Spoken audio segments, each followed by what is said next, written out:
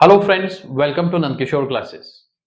आज हम एक बहुत ही कॉमन एक ऐसी मिस्टेक है जो बच्चे अक्सर करते हैं। मिस्टेक कह लीजिए या डाउट कह लीजिए।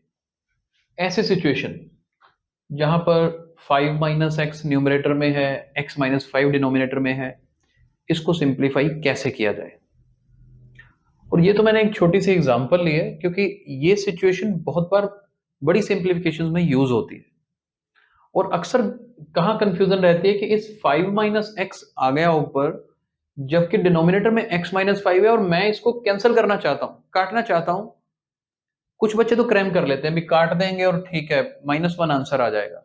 -1 आंसर इसका बिल्कुल ठीक है। कैसे आएगा, इसलिए आज वीडियो बना रहे हैं ताकि जो बच्चे इस वीडियो को देख रहे हैं या पेरेंट्स देख रहे हैं वो बच्चों को जरूर समझा सके।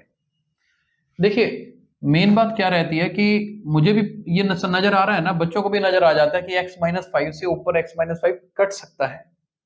लेकिन मैं इस 5 माइनस एक्स को x माइनस 5 कैसे बनाऊं, आप उस पर वर्कआउट करते हैं। देखो, मैं थोड़ा पहले रफ वर्क करता हूं।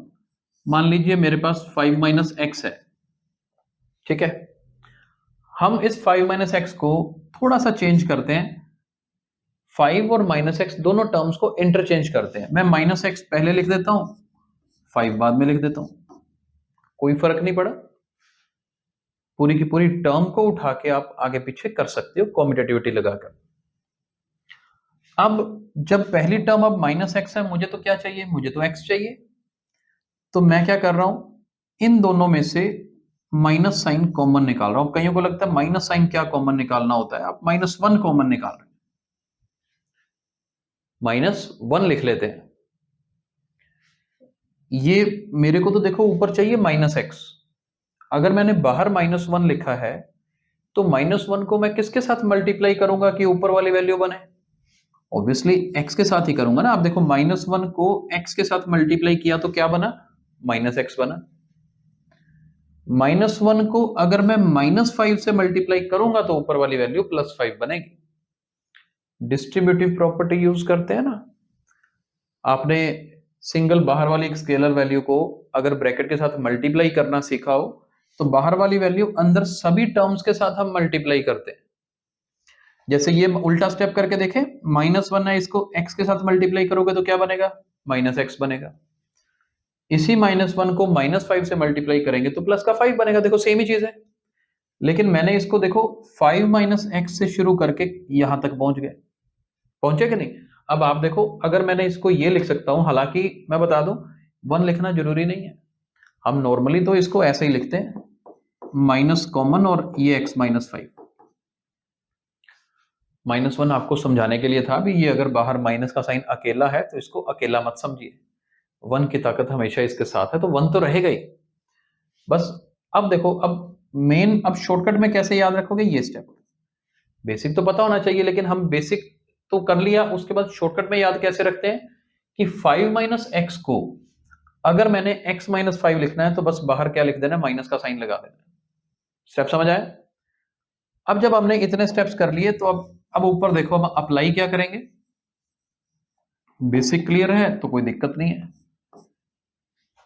अब इसको दूसरे तरीके से शॉर्ट फॉर्म में क्या याद रखें कि अगर 5 माइनस एक्स को उल्टा करना है, मुझे क्या चाहिए, x माइनस 5, तो बस माइनस कॉमन आ जाएगा। बस बाहर माइनस का साइन लिखना है हमने, और कुछ नहीं करना। डिनोमिनेटर तो पहले ही x माइनस 5 है, ये x माइनस 5 और ये x माइनस 5 कैंसिल, तो आपका आंसर कितना आएगा, -1 आएगा।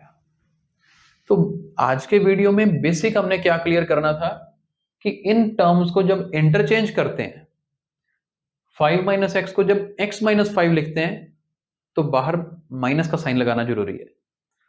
और क्यों लगाना जरूरी है वो स्टेप्स हमने एक एक करके देख लिए। ये सिचुएशन बहुत सारी जगह पे यूज हो जाती है। जैसे मैं एक एग्जांपल बताऊं आपको। मान लो ऐसे है, आपके पास एक है 1/x माइनस 5 -1/5 माइनस एक्स। मान लो ये क्वेश्चन है। अब इस क्वेश्चन में डिनोमिनेटर सेम होंगे तो फ्रैक्शंस की सब्ट्रैक्शन होती है। एक x माइनस 5 है, यहां 5 माइनस एक्स है। अब जिसको ये कंसेप्ट आता है चेंज करना, वो जल्दी करेगा इस क्वेश्चन को, कंफ्यूजन ही नहीं होगी। क्या करेंगे, 1/x minus 5 minus as it is, चलो मैं एक स्टेप कर देता हूं, 5 माइनस एक्स को उल्टा करेंगे तो ये ऐसे बन जाएगा, राइट, माइनस कर दिया। अब ये माइनस और ये माइनस, माइनस माइनस क्या होता है, माइनस माइनस प्लस होता है, प्लस कर दिया तो 1/x-5। अब तो डिनोमिनेटर सेम है ना, डिनोमिनेटर सेम है तो एज इट इज लिखा गया, ऊपर वाले दोनों ऐड हो गए, तो आपका आंसर कितना बनेगा, 2/x-5। सिंप्लीफाई करके ये आंसर बनेगा। तो ये कंसेप्ट बहुत जरूरी है कि आपको ये पता होना चाहिए कि मैं अगर टर्म्स को इंटरचेंज कर दूं, a माइनस बी को अगर b माइनस ए लिखूं तो बाहर माइनस कॉमन निकाल लेना। आई होप कंसेप्ट समझ आया होगा। Thank you so much for watching today's video.